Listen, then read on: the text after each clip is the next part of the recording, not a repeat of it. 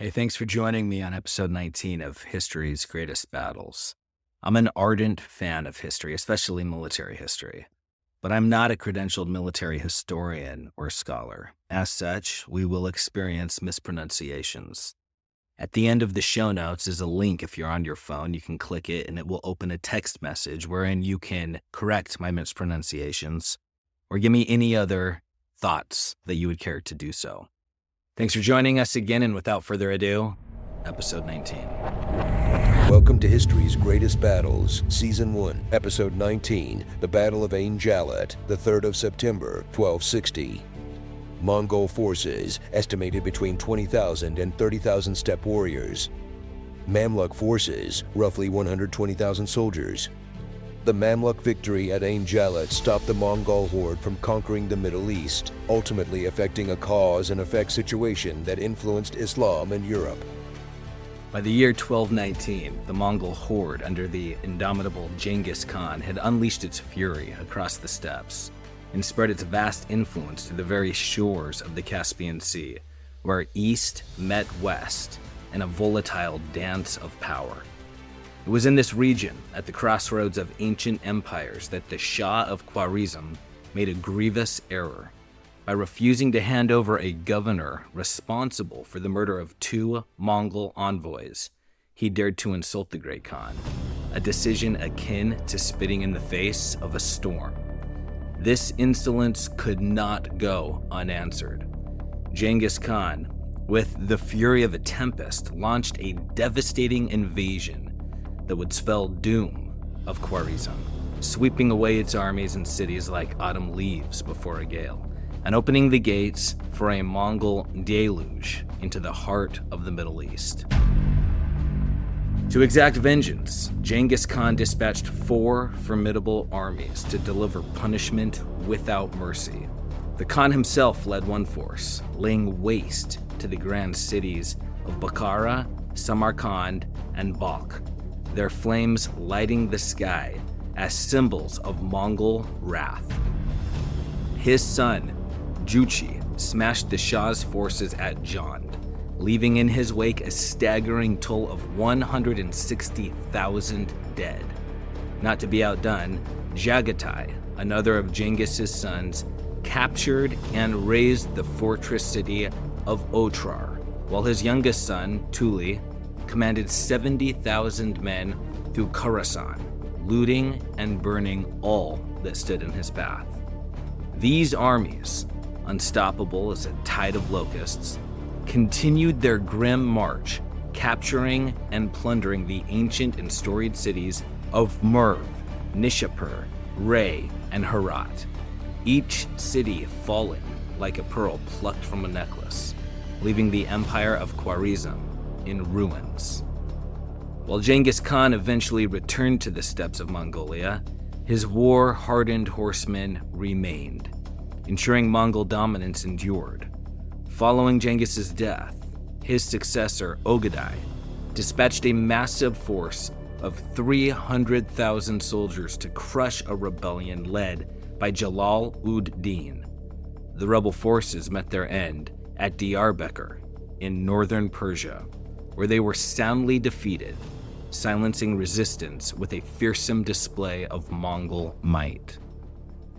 Emboldened by their victory, the Mongol horde turned its gaze toward new territories, pillaging Armenia, Georgia, and the fertile lands of Upper Mesopotamia, their passage marked by fire and blood. In 1234, Genghis's grandson, Hulagu, led a formidable force into Iran, determined to dismantle the notorious assassins at their mountain stronghold of Alamut. With this fortress of fear dismantled, Hulagu set his sights on the jewel of the Islamic world, Baghdad, driven by an ambition to bring the city under Mongol control.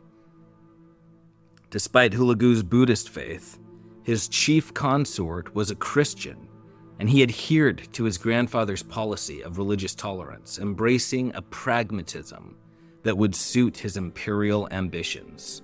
Thus, Hulagu's campaign against Baghdad was not one of religious zealotry, but a calculated move of conquest, aimed at seizing power and wealth rather than imposing a particular faith.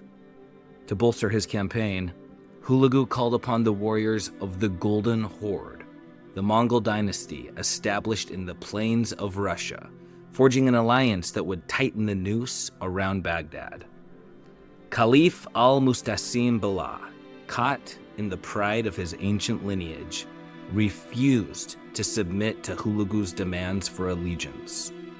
Yet in his arrogance, he ignored his general's desperate pleas to fortify Baghdad's crumbling walls and bolster its faltering defenses, sealing the city's fate.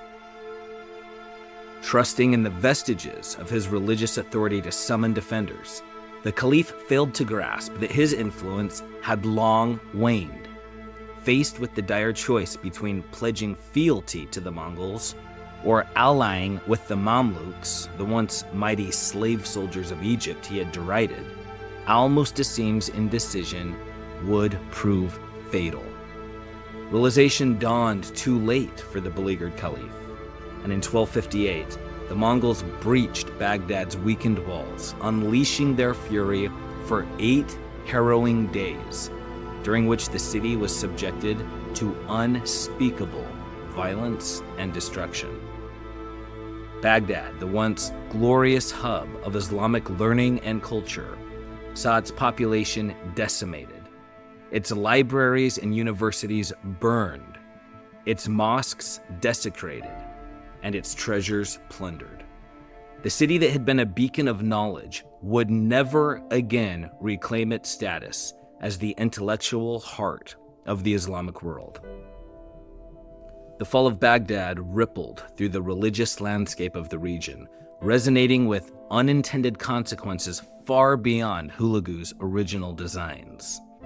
Hulagu's Christian wife urged him to forge alliances with the Crusader states in Syria, suggesting a confluence of interests against their shared Muslim adversaries.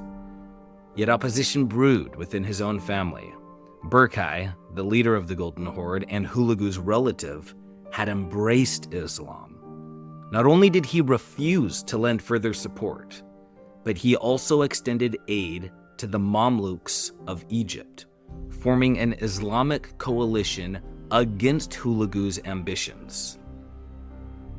Undeterred, Hulagu pressed forward, capturing Aleppo on January the 25th, 1260, and seizing the ancient city of Damascus shortly after on March 2nd, with the support of Crusader forces from Palestine, each victory tightening his grip on the Levant. As noted by historians in the Cambridge History of Islam, quote, "Of the old heartlands of Islam, only Egypt and Arabia remained inviolate, and the way seemed open for the Mongols, firmly established in Damascus, to continue their irresistible advance," end quote. With his sights set on Jerusalem, Hulagu's ambitions were abruptly halted by a messenger bearing news that would alter the very course of history. The great Khan Mongol had died, and Hulagu's immediate return to Mongolia was required to participate in the election of a new leader. Despite counsel from his wife, his trusted generals, and his Crusader allies to remain, Hulagu departed for the Mongol heartlands, leaving behind a contingent of troops under the command of his trusted general Kit Boga to maintain his grip on the region. Meanwhile, in Egypt, Sultan Qutuz and his formidable general Baybars had been rigorously preparing for war ever since they had executed Hulagu's envoy, who had arrogantly delivered the ultimatum, quote, "This is the word of him who rules the earth. Tear down your walls and submit.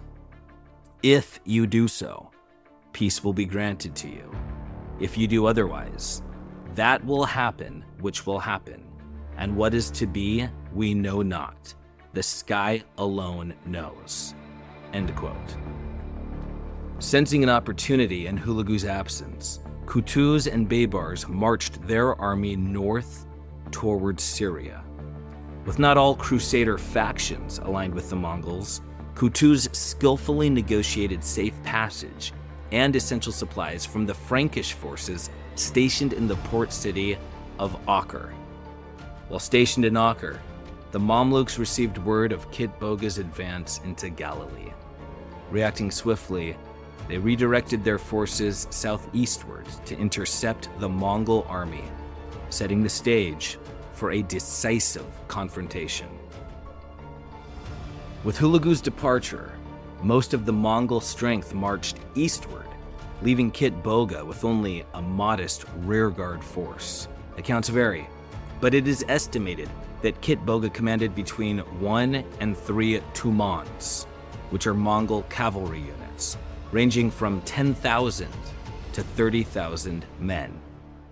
General Baybars, known for his cunning and resourcefulness, assembled not only the elite Mamluk warriors of Egypt, but also an eclectic mix of Bedouin tribesmen, the fierce Hawara of Upper Egypt, and bands of fugitive Turkomans and Arabs. Together, this formidable coalition swelled the Mamluk ranks to a staggering 120,000 soldiers.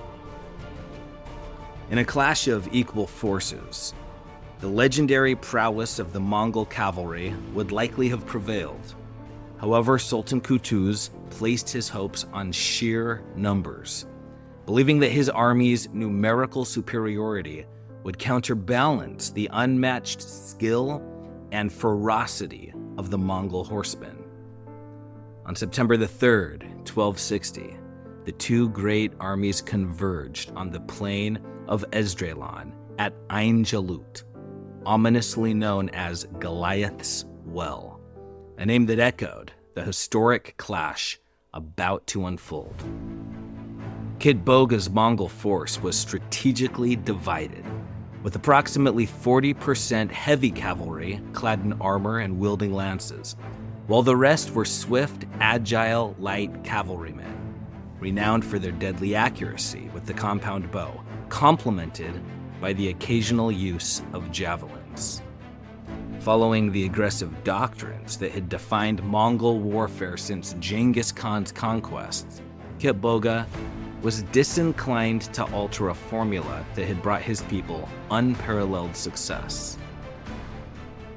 Despite being outnumbered nearly 4-1, Kit Boga boldly initiated the attack, sending his light cavalry to the front while directing his heavy cavalry to smash into the Mamluk left flank, aiming to break their lines with a decisive strike.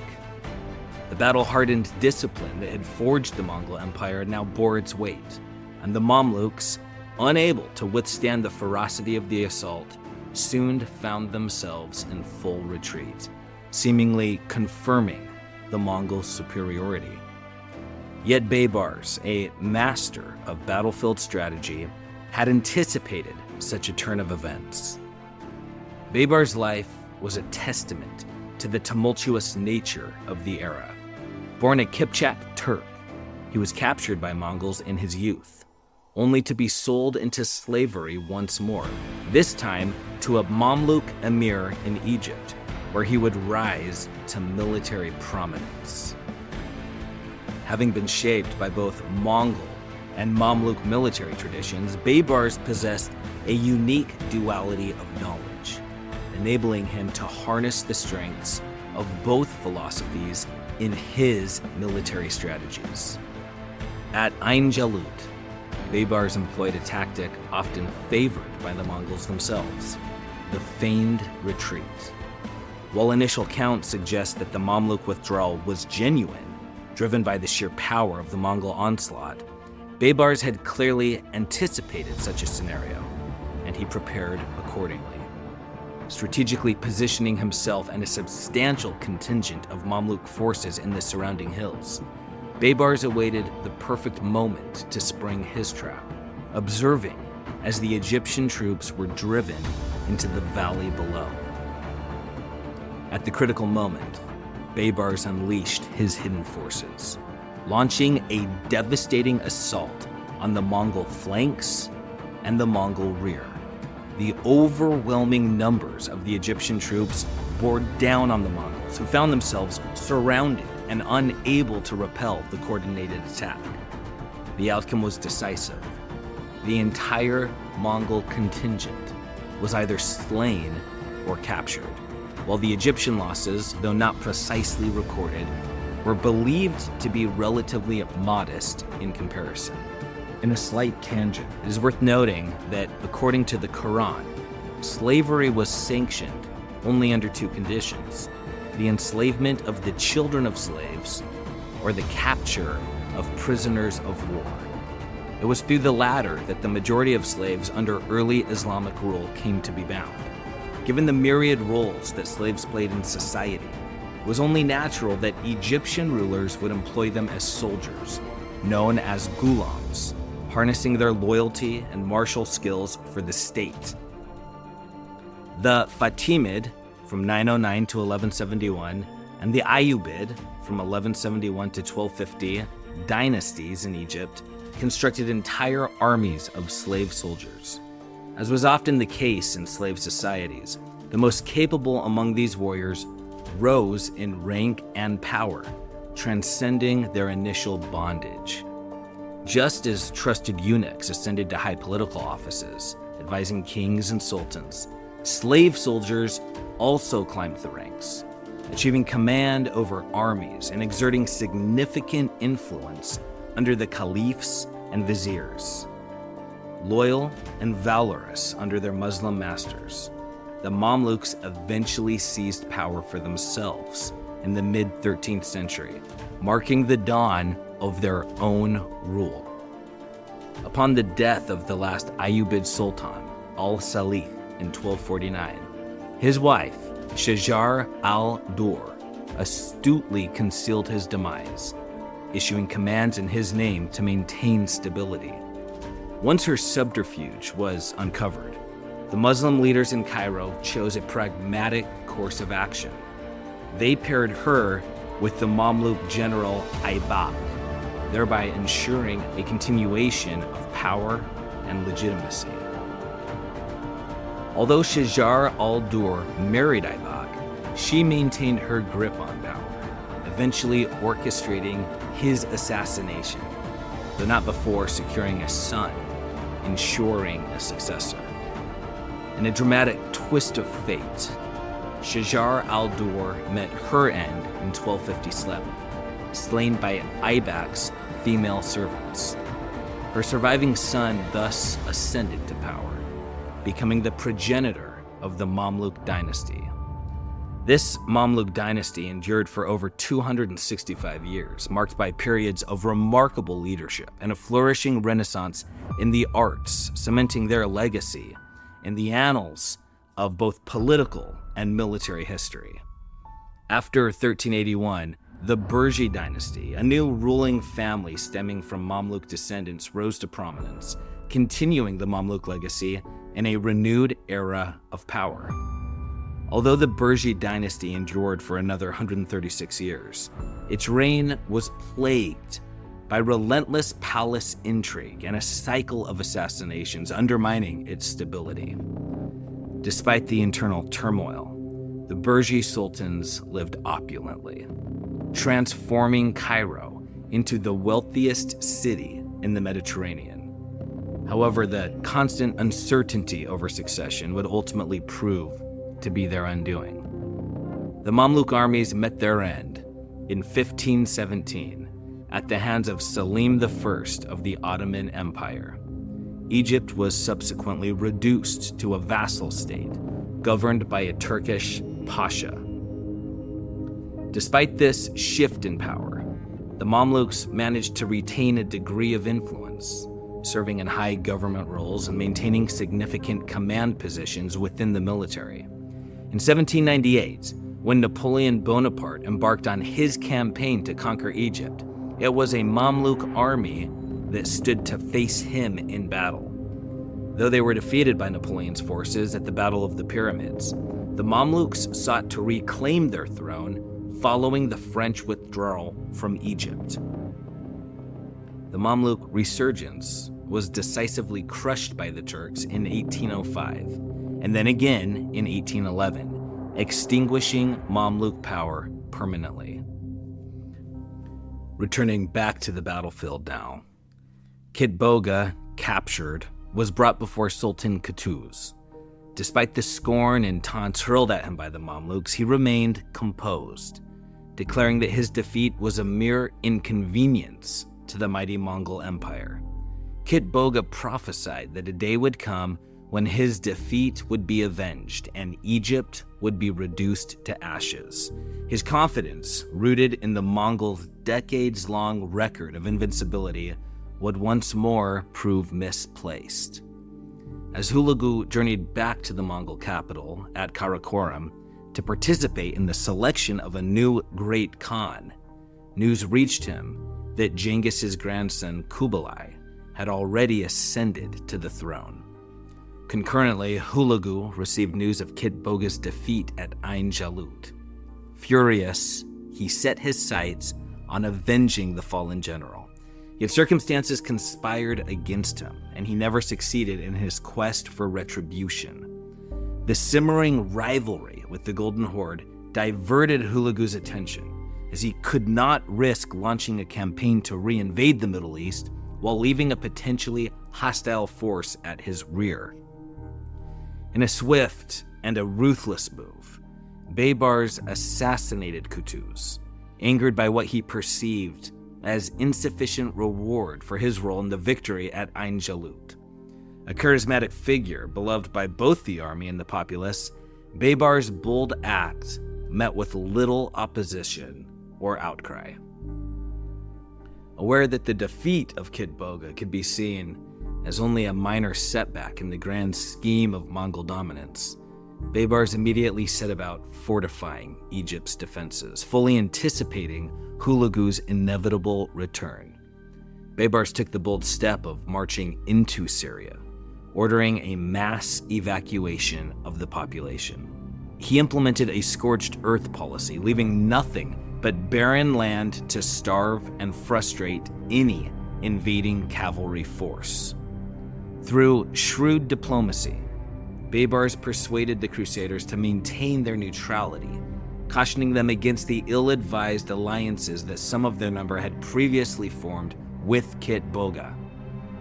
In a twist of fate, these elaborate preparations would ultimately prove unnecessary. Kublai's ascension to the title of Great Khan was not a smooth affair. His claim was challenged by his younger brother, Arik Boke, leading to a power struggle within the Mongol ranks. Hulagu's support for Kublai further strained his relations with Berke, the Khan of the Golden Horde, prompting Berke to reach out to Baybars, suggesting the formation of a strategic alliance between them. Baybars responded with a blend of speed and eloquence, lavishing praise upon Berke while skillfully convincing him that Hulagu's true intention was the destruction of their shared faith, Islam. As Hulagu prepared his forces in 1262 to avenge the defeat of Kitboga, his plans were abruptly halted by news of a Golden Horde army descending from the Caucasus, threatening his rear. Hulagu turned his forces to confront Berke's army, engaging in a grueling battle along the Terek River. Both sides fought fiercely, pushing each other to the brink of exhaustion, yet neither could claim a decisive victory. Forced to retreat to Persia, Hulagu sought to rekindle his alliance with the Crusaders, a hope that was dashed by his untimely death in 1264, leaving the plan unfulfilled. Hulagu's son, Abaka, launched an expedition toward Egypt in 1281, but his advance was intercepted in Syria by Baybar's successor, Sultan Kulawun, who defeated him decisively at the Battle of Homs. Following their defeat, the Mongols withdrew across the Euphrates River, where they established the Il Khanate, a dynasty that would continue to exert influence over Persia. Though relatively brief in the grand scope of history, lasting roughly 4 decades, the Mongol invasion of the Middle East left an indelible mark on the region. The campaign ultimately solidified Muslim dominance in the Middle East, as the failure of the Mongols and Crusaders to form a cohesive alliance prevented them from achieving a lasting foothold in the region.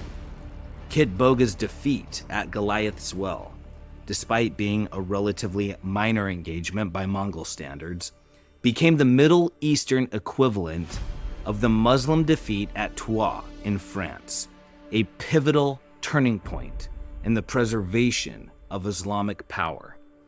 Just as Christian Europe had repelled the Islamic advance at Troyes, so did Muslim Egypt thwart the Mongol tide, safeguarding their dominion over the Middle East and preventing what could have been a retreat of Islam to its desert origins. Known for their brutal tactics of devastation and fear, the Mongols annihilated countless lives and obliterated a significant portion of Islamic literature and scientific knowledge. Yet the Il Khanate sought to rekindle a spirit of intellectual and cultural revival during its brief tenure. The solidification of Mamluk power following the triumph at Ain Jalut breathed new life into the Islamic world, reinvigorating its political and its spiritual resolve. Observers of the era noted the irony that the Mamluks, once men of the steppes like their Mongol adversaries, had demonstrated such formidable military prowess. This emboldened the Muslim world, spurring it to further propagate its faith into the northeastern territories. In a twist of fate, the Mongols who founded the Persian Il Khanate eventually embraced Islam, thereby fortifying the religion's presence along the Asian frontier, blending the legacies of both conqueror and conquered.